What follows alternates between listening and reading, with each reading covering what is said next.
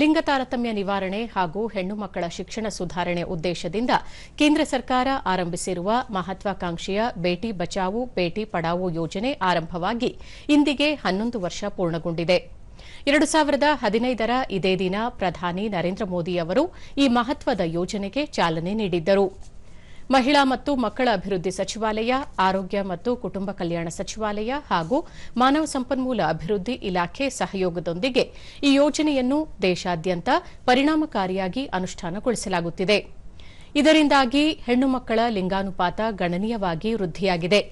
ಜೊತೆಗೆ ಹೆಣ್ಣು ಭ್ರೂಣ ಹತ್ಯೆ ಪ್ರಮಾಣ ಸಾಕಷ್ಟು ಇಳಿಮುಖವಾಗಿ ಸಮಾಜದಲ್ಲಿ ಸಕಾರಾತ್ಮಕ ಬದಲಾವಣೆಗೆ ಕಾರಣವಾಗಿದೆ. ಅಲ್ಲದೆ ಶಿಕ್ಷಣದಲ್ಲಿ ಹೆಣ್ಣು ಮಕ್ಕಳಿಗೆ ವಿಶೇಷ ಆದ್ಯತೆಯನ್ನು ನೀಡಿರುವುದರಿಂದ ಅವರು ಎಲ್ಲಾ ವಲಯಗಳಲ್ಲಿ ಗಣನೀಯ ಸಾಧನೆ ಮಾಡಲು ಕಾರಣವಾಗಿದೆ. ಹೆಣ್ಣು ಮಕ್ಕಳ ಬಗ್ಗೆ ಸಮಾಜ ನೋಡುವ ದೃಷ್ಟಿಯೂ ಬದಲಾಗಿದ್ದು ಸಮಾಜದಲ್ಲಿ ಜಾಗೃತಿ ಮೂಡುತ್ತಿದೆ.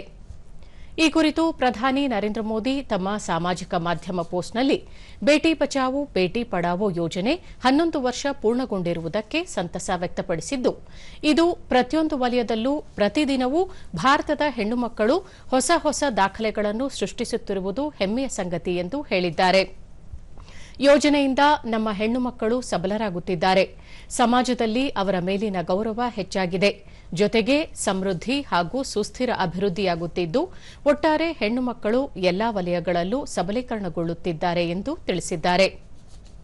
ಮಹಿಳಾ ಮತ್ತು ಮಕ್ಕಳ ಅಭಿವೃದ್ಧಿ ಸಚಿವೆ ಅನ್ನಪೂರ್ಣ ದೇವಿ ತಮ್ಮ ಸಾಮಾಜಿಕ ಪೋಸ್ಟ್ನಲ್ಲಿ ಪ್ರಧಾನಿ ನರೇಂದ್ರ ಮೋದಿ ನೇತೃತ್ವದಲ್ಲಿ ಬೇಟಿ ಬಚಾವೋ ಬೇಟಿ ಪಢಾವೋ ಅಭಿಯಾನವು ಸಮಾಜದ ಚಿಂತನೆಯನ್ನು ಪರಿವರ್ತಿಸಿದೆ.